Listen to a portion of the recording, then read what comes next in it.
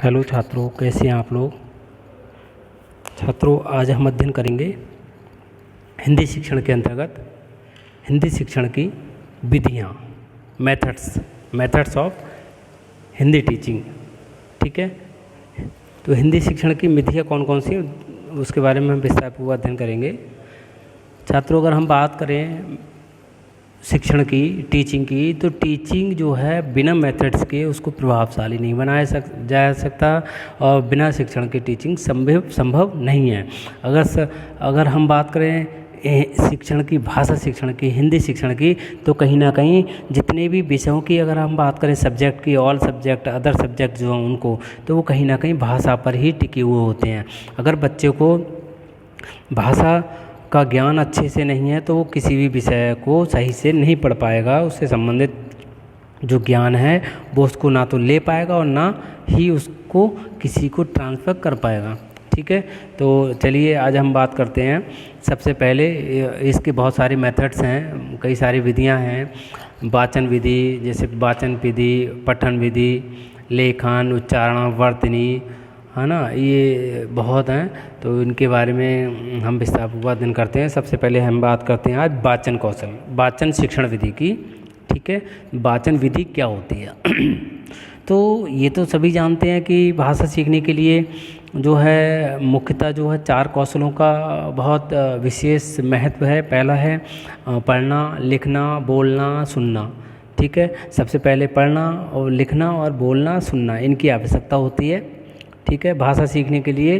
तो जब बालक में इन चारों कौशलों का जब विकास होता है तभी भाषा का पूर्ण बोध उनको होता है, पूर्ण ज्ञान हो पाता है। भाषा और साहित्य एक ही सिक्के के 2 पहलू हैं। साहित्य में पाठ्यवस्तु और भाषा में संप्रेषण कुशलता निहित होती है। व्यक्तियों में अंतः जो प्रक्रिया होती है वो और विचारों का आदान प्रदान भाषा के माध्यम से ही किया जाता है। ठीक है, मतलब जो समझ रहे हैं आप, छात्रों में, टीचरों में, या फिर नॉर्मली हम घर पर बात करें, बाहर बात करें, जो आदान प्रदान जो संप्रेषण होता है, मेन समझ रहे हैं आप, कम्युनिकेशन जो होता है उसके बारे में आपने पढ़ा है। मैंने आपको बहुत कुछ बताया था क्लास में कम्युनिकेशन के बारे में, शायद सब रट गया होगा। तो कहीं ना कहीं साहित्य में अगर हम बात करें तो पाठ्यवस्तु और भाषा में संप्रेषण कुशलता निहित होती है। ठीक है, व्यक्तियों में जो अंतःक्रिया होती है वो और विचारों का जो आदान प्रदान होता है वो भाषा के माध्यम से ही संभव हो पाता है। भाषा से शाब्दिक अंतःक्रिया होती है। इसके अतिरिक्त अशाब्दिक या शारीरिक हाव भाव से भी अंतःक्रिया होती है। भाषा में वाचन तथा लेखन को सीखना होता है। भाषा कौशल में 2 तत्व निहित रहते हैं, पहला पाठ्यवस्तु और दूसरा संप्रेषण। ठीक है, इन तत्वों में शिक्षण कौशलों का क्रम बदल जाता है। ठीक है, तो वाचन तथा लेखन में जब ज्ञानात्मक स्तर पर कोई पाठ्यवस्तु होती है तभी संप्रेषण कर पाते हैं। इस प्रकार जो पाठ्यवस्तु है प्रथम अवस्था में, जो पाठ्यवस्तु है वो उसकी प्रथम अवस्था है, द्वितीय अवस्था है संप्रेषण की होती है। सुनने तथा पढ़ने में ये क्रम बदल जाता है। सर्वप्रथम संप्रेषण तत्व आता है, इसके बाद पाठ्यवस्तु ग्राह्य होती है। ठीक है, इस प्रकार भाषा शिक्षण तथा कक्षा अंतःक्रिया 2 बुनियादी शिक्षण विधियों पर आधारित है। वो कौन कौन सी है? संप्रेषण शिक्षण विधि और ज्ञानात्मक संकेत विधि। ये 2 विधियां हैं जिन पर, ये बुनियादी शिक्षण विधियां हैं जिन पर कक्षा अंतःक्रिया क्या करती है? आधारित होती है। इनके बिना कक्षा अंतःक्रिया संभव नहीं है। संप्रेषण शिक्षण विधि और ज्ञानात्मक संकेत विधि, यानी audio lingual methods, cognitive code method. इन विधियों की अगर हम रूप की बात करें तो इनमें, जैसे पहले हम बात करें संप्रेषण शिक्षण विधि की, तो इसमें शिक्षक, पाठ्यवस्तु और छात्र होता है। तो शिक्षक जो कंटेंट है, पाठ्यवस्तु है, प्रकरण है, उसके बारे में वाचन करता है और सुनता है, यानी बोलता भी है और सुनता भी है, बच्चों की सुनता है। ऐसे छात्र हैं, छात्र बोलते हैं और सुनते हैं। और जो दूसरा है ज्ञानात्मक संकेत शिक्षण विधि, उसमें भी ये तीनों रहते हैं, शिक्षक, पाठ्यवस्तु और छात्र। तो शिक्षक पाठ्यवस्तु को वो का वाचन करता है और सुनता है, पढ़ता है, और नहीं इसमें ज्ञानात्मक संकेत शिक्षण विधि में अगर हम बात करें तो जो थी संप्रेषण शिक्षण विधि, तो उसमें वाचन और सुनना, ठीक है, बोलना और सुनना, और इसमें है लिखना और पढ़ना। कौन से में? ज्ञानात्मक संकेत शिक्षण विधि में। यहाँ पर शिक्षक छात्र अंतःक्रिया होती है ये इन दोनों के अंतर्गत, ठीक है। कब शिक्षण जो टीचर है, शिक्षक है, वो किसी विधि का प्रयोग ना करे, इन्हीं तत्वों तथा कौशलों का उपयोग किया जाता है। और वाचन तथा लिखने के कौशलों में जो पाठ्यवस्तु है उसका और संप्रेषण का क्रम एक सा होता है। इसी प्रकार सुनने तथा पढ़ने में कौशलों का जो क्रम है वो विपरीत होता है एक दूसरे के। और अंतःक्रिया में वाचन तथा सुनने के कौशलों का संपादन एक साथ किया जाता है।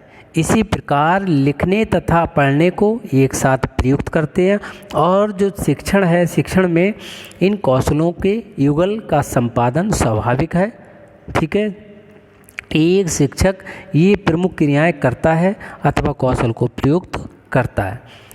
अगर हम बात करते हैं वाचन शिक्षण, वाचन है क्या, ठीक है, उसका अर्थ क्या है? तो ये एक ऐसी कला है, वाचन के बारे में सभी जानते हैं, ठीक है। बोलना एक ऐसी कला है कि जिसका जीवन के प्रत्येक क्षेत्र में जिसकी आवश्यकता होती है, प्रत्येक व्यक्ति को इसकी आवश्यकता होती है वाचन की। व्यक्ति का जो वाचन है वो व्यक्ति का सबसे बड़ा आभूषण माना गया है। उसकी जो सुसंस्कृत एवं मधुर वाणी है, क्योंकि अन्य सभी आभूषण तो टूट भी जाते हैं, घिस भी जाते हैं, ये सभी जानते होंगे आप, ठीक है। किंतु जो वाणी है, वाणी, आवाज़, बोलना, वाचन, वो सदा हमेशा बनी रहती है। उसको ना तो कोई तोड़ सकता है, ना उसको कोई खो सकता है, ना वो कहीं गिर सकती है, ना घिस सकती है। कितना ही बोलो वो नहीं घिसेगी, ठीक है।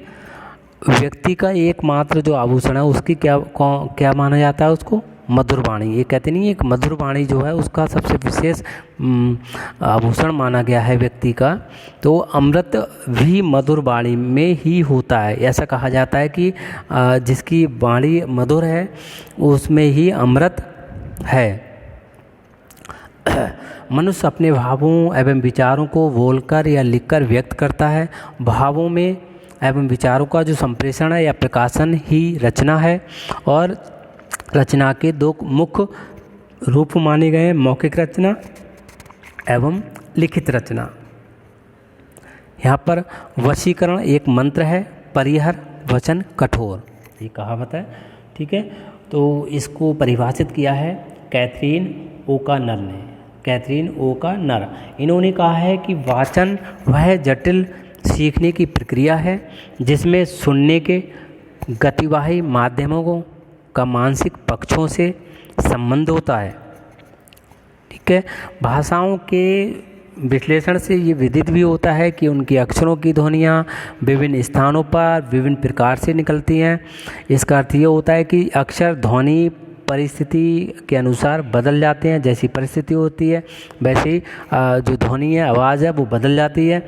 और इन भाषाओं के विद्वानों ने शुद्ध उच्चारण के लिए नियमों को प्रतिपादित किया है, परंतु हिंदी देवनागरी लिपि में ऐसा नहीं है। अक्षरों की जो ध्वनियाँ हैं नहीं बदलती हैं, इसलिए हिंदी के शिक्षकों को भाषा सिखाने और उसका वाचन के लिए अलग से आवश्यकता नहीं होती है। वाचन में शब्दों के उच्चारण का विशेष महत्व होता है। शब्दों का जो शुद्ध उच्चारण होना चाहिए, ठीक है, क्योंकि जैसा उच्चारण होता है तो लेखन भी लगभग वैसा ही होगा। जो व्यक्ति उच्चारण गलत करेगा तो वो कहीं ना कहीं लेखन की अगर बात आए तो वो जब लिखने बैठेगा तो वो उन शब्दों का गलत ही लिखेगा, उसको अशुद्ध लिखेगा। तो भाषा शिक्षण जो वाचन है वो एवं लिखने से आरंभ किया जाता है। भाषा शिक्षण वाचन एवं लिखने से आरंभ किया जाता है। इस संबंध में सभी एक मत नहीं होते हैं। देखा सबके मत अलग अलग हैं। जैसे माइंड शिक्षा प्रणाली है वो लिखने से आरंभ करने के पक्ष में है, परंतु अन्य सभी वाचन से आरंभ करने के पक्षधर होते हैं। क्योंकि ध्वनि से ज्ञान सरल है, लिखने से बोलना सरल है, और लिखने से ध्वनि और लिपि के रूप को समझने में समय भी लगता है। ठीक है, लिपिबद्ध शब्दों को सरलता से पढ़ाया जा सकता है। अब हम बात करते हैं आगे वाचन की आवश्यकता एवं महत्व। सभी समझ गए होंगे कि वाचन की क्यों आवश्यकता होती है, उसका क्या महत्व होता है। ठीक है, देखा जाता है तो वाचन जो है उसका जीवन के प्रत्येक क्षेत्र में, जैसे अभी मैं बता रहा था आपको, प्रत्येक क्षेत्र में प्रत्येक व्यक्ति के लिए उसका विशेष महत्व माना गया है। बिना वाचन के मनुष्य किसके समान माना गया है? एक पशु के समान माना जाता है। ठीक है, यद्यपि गूंगे व्यक्ति भी संकेतों से संप्रेषण करने में सक्षम होते हैं। संकेत भी एक भाषा है, इसे सांकेतिक भाषा या फिर शरीर भाषा भी कहते हैं। मतलब कम्युनिकेशन में आपने पढ़ा होगा, मैंने क्लास में पढ़ाया था कम्युनिकेशन फर्स्ट सेमेस्टर में 4th पेपर में। तो कम्युनिकेशन संप्रेषण के बारे में हमने पढ़ा है, तो उसमें वही चीज़ है यहाँ पर। तो भाषा या शरीर भाषा भी कहते हैं इसको, सांकेतिक जो होती है। कक्षा शिक्षण में शाब्दिक और अशाब्दिक अंतःक्रिया दोनों का ही प्रयोग किया जाता है। कक्षा के अतिरिक्त किसी विशेष परिस्थिति में व्यक्ति को मूक होना पड़ता है, क्योंकि वो अपनी अनुभूतियों की अभिव्यक्ति के लिए उचित शब्द उसके पास नहीं होते हैं। ऐसी स्थिति में हाव भाव से अपनी अनुभूतियों को व्यक्त करता है अधिक। जैसे फॉर एग्जाम्पल, अगर रोने की कोई व्यक्ति ज़्यादा परेशान है, बहुत ज़्यादा दुखी है, तो वो उनको व्यक्त नहीं कर सकता अपने दुख को, तो क्या है वो रोने लगता है। उसकी आँखों के जो आंसू हैं वो उससे व्यक्ति सामने वाला समझ जाता है कि ये परेशान है। ठीक है, क्रोध आता है, क्रोध में गुस्से में कभी उसके शब्द नहीं मिलते हैं किसी के लिए। किसी को सपोज दैट किसी के ऊपर गुस्सा आए, मुझे आप पे अगर गुस्सा आए और इतना क्रोध आए, मुझे इतना क्रोध आए कि समझ में नहीं आया मैं क्या बोलूँ उनके लिए, तो मेरी आंखें लाल पड़ जाएंगी देख करके। मतलब चेहरा देख के पता लगेगा कि हाँ सर नाराज़ हैं, सर गुस्सा हो रहे हैं, क्रोध आ रहा है इनको। सही है, तो ऐसी स्थिति में ये भी कहीं ना कहीं ऐसी स्थिति में हाव भाव से अपनी अनुभूतियों को व्यक्त करता है। ठीक है, तो जीवन की अधिकांश परिस्थितियों में इसका प्रयोग किया जाता है। किसका? वाचन का। कुछ पॉइंट्सों के आधार पर हम बात करते हैं कि इसकी आवश्यकता क्यों होती है। तो दिन प्रतिदिन के जीवन निर्वाह में, व्यवहार में वाचन का एक विशेष महत्व माना गया है। एक मधुर वाचन से सामाजिक क्षेत्र में भी स्थान बनाया जा सकता है ना। अगर आपका बोलने की जो वो है वाचन है आपका शुद्ध है, वाचन अच्छा है, प्रभावपूर्ण है, तो सामने वाला भी आपसे इम्प्रेस होगा, खुश होता है। ठीक है, तो आपके कहीं समाज में आपका एक क्षेत्र, सामाजिक क्षेत्र में या सोसाइटी में, समाज में आपका एक विशेष स्थान बन सकता है। और लिखित भाषा की अपेक्षा वाचन अधिक प्रयुक्त किया जाता है। ऐसा नहीं है अभी अगर हर जगह आप लिख के तो ना बताओगे, तो वहाँ पे वाचन का विशेष रोल माना गया है। ठीक है, लिखित भाषा को सीखने के लिए वाचन का विशेष महत्व है। अक्षरों को सीखने के लिए अक्षर की ध्वनि के उच्चारण की सहायता ली जाती है। देखिए, अगर हम लिखना सीखते हैं अक्षर को, तब भी उससे संबंधित उस अक्षर की जो ध्वनि है उसके उच्चारण की भी हमें सहायता लेनी पड़ती है। बिना वाचन के भाषा ज्ञान अधूरा माना जाता है। और जो गूंगा एवं बधिर व्यक्ति लिखना सीख लेता है परंतु वह बोल नहीं सकता, उसके लिए भाषा का ज्ञान बिना वाचन के अधूरा ही रहता है। ठीक है, वह सुन भी नहीं सकता। और शिक्षा की जो प्रक्रिया है उसका संचालन सभी शिक्षण स्तरों पर वाचन के माध्यम से ही किया जाता है, और वाचन के माध्यम से ही किया जाना संभव माना गया है। बिना वाचन के शिक्षा प्रक्रिया का संचालन संभव नहीं है। ठीक है, मानव का विकास भी संभव नहीं है। वाचन अर्थात वाणी जो है आत्म प्रकाशन का एक साधन ही नहीं है, अपितु इसके द्वारा अंतरात्मा का जो उद्बोधन होता है वो वाणी के माध्यम से ही व्यक्ति अपनी प्रकृति में भी सुधार कर सकता है। वाणी पर नियंत्रण वाणी पर जो कंट्रोल प्राप्त करना भी एक आवश्यक तो होता है। ठीक है, जिससे सद्वृत्ति का विकास होता है। वाचन भाषा शिक्षण की एक विशेष आधारशिला है। ठीक है, आज का युग विज्ञान तथा तकनीकी का युग है, लेकिन सभी क्षेत्रों में प्रचार एवं प्रसार की आवश्यकता होती है। माध्यम के प्रयोग से वक्ता भी कभी कहीं भी पहुंच सकता है। दूरवर्ती जो डिस्टेंस इलाके हैं, दूरवर्ती इलाके हैं, तो दूरवर्ती शिक्षा में माध्यमों की सहायता से, मीडिया के माध्यम की सहायता से आज जो शिक्षा दी जाने लगी है। अभी वर्तमान में जो इस समय बहुत बड़ा एग्जाम्पल है, वैश्विक महामारी जो चल रही है, वैश्विक जो महामारी के चलते ऑनलाइन क्लासेस चलाई जा रही हैं, शिक्षा को डेवलप की शिक्षा के रूप में विशेष भूमिका निभाई जा रही है, ऑनलाइन शिक्षा दी जा रही है। जैसे आप अभी मेरी आवाज़ को सुन रहे हैं तो ये कहीं ना कहीं वाचन है, ठीक है ना। आप देख पा रहे हैं ना लिख पा रहे हैं, मेरा लिखा हुआ आपको नहीं दिखाई दे रहा है, तो आप सिर्फ आवाज़ सुन करके यहाँ पर सीख पा रहे हैं। अगर ये वाचन नहीं होता तो क्या ये संभव होता? नहीं होता, ठीक है।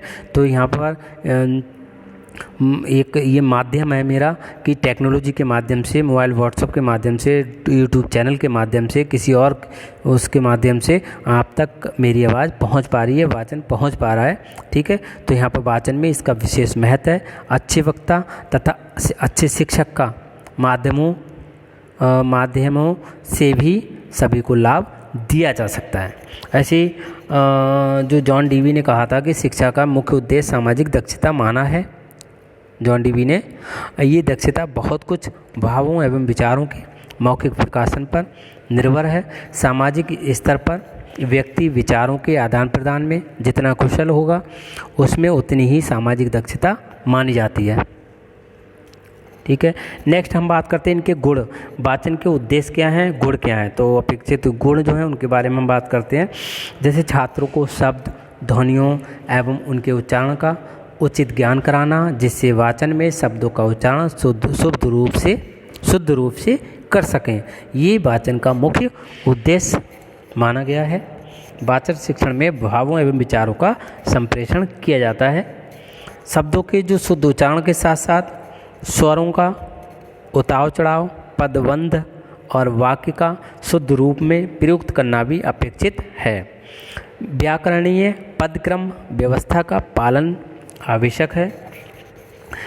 और अक्सर देखा जाता है कि कक्षा में छात्र वाचन अथवा बोलने में झिझकते हैं, हेजिटेशन करते हैं, तो वहाँ पर शिक्षक को अभ्यास तथा प्रोत्साहन करते हुए निसंकोच बिना झिझक बोलने की प्रवृत्ति का विकास करना चाहिए, ठीक है। तो उसके लिए भी कहीं ना कहीं वाचन की आवश्यकता होती है, उसका उद्देश्य होता है वाचन का। हिंदी भाषा के वाचन में कृत्रिमता, यानी आप कह सकते हैं कृत्रिमता को क्या कहते हैं, आर्टिफिशियल, तो कहीं ना कहीं बनावटी नहीं होनी चाहिए वाचन में, सही है। तो ये नेचुरल होना चाहिए, स्वाभाविक होना चाहिए एवं स्पष्ट भाषा का प्रयोग करना चाहिए मुख्यतः शिक्षक को, ठीक है। वाचन में पाठ्यवस्तु, भाव तथा विचारों की सार्थकता निहित होती है। आजकल हिंदी वाचन में अधिक अशुद्धता दिखाई देती है। आप देखते हो हिंदी वाचन में भी लोग अशुद्ध बोलते हैं। कोई शुद्ध हिंदी अगर बोलता भी है तो लोग उसकी मजाक बनाते हैं कि इंग्लिश पढ़ा हुआ नहीं है, ये सब, ठीक है।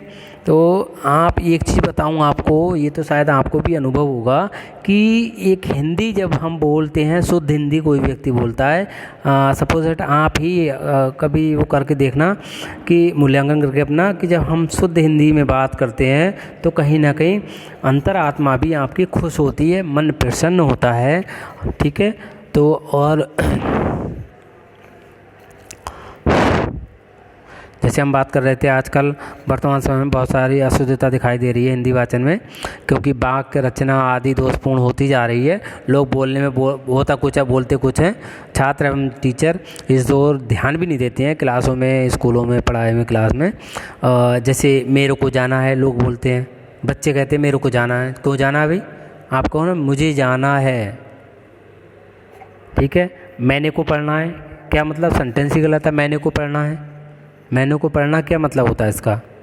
यानी मुझे पढ़ना है, इस तरीके से बोलना चाहिए। यहाँ पर टीचर को भी यहाँ पर तुरंत रोक देना चाहिए, उसको समझाना चाहिए, मोटिवेशन करना चाहिए उसको, छात्र को। अगर छात्र ये कह रहा है कि मेरे को जाना है, मेरे को पढ़ना है, मेरे को लिखना है, हैं हम खाएं, अरे क्या खाएं भाई?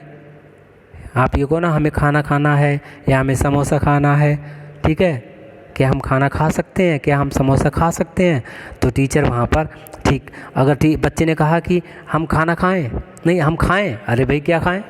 तो इस चीज़ का ध्यान नहीं दिया जाता है। इन शब्दों का आदि का प्रयोग बहुत ज़्यादा किया जाने लगा है। व्याकरण की दृष्टि से वाचन शुद्ध होनी चाहिए। ठीक है, लोक प्रचलित भाषा का ये शुद्ध कराना ही वाचन का उद्देश्य माना गया है। वाचन जो विधि है, शिक्षण विधि, उसका उद्देश्य माना गया है। ठीक है, लोक प्रचलित भाषा का प्रयोग किया जाना चाहिए। इसे व्यवहारिक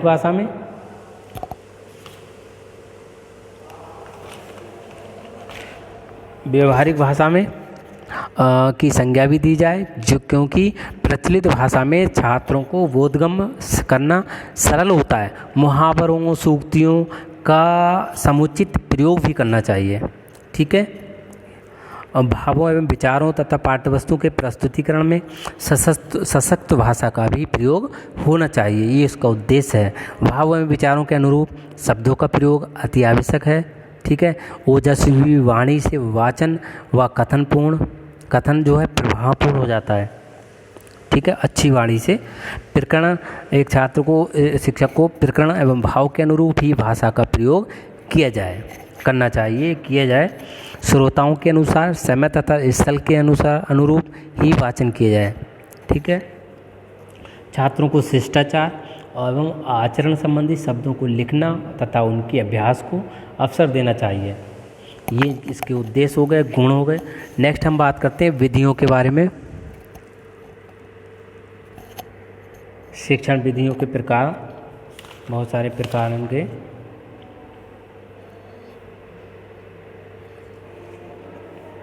ठीक है, नेक्स्ट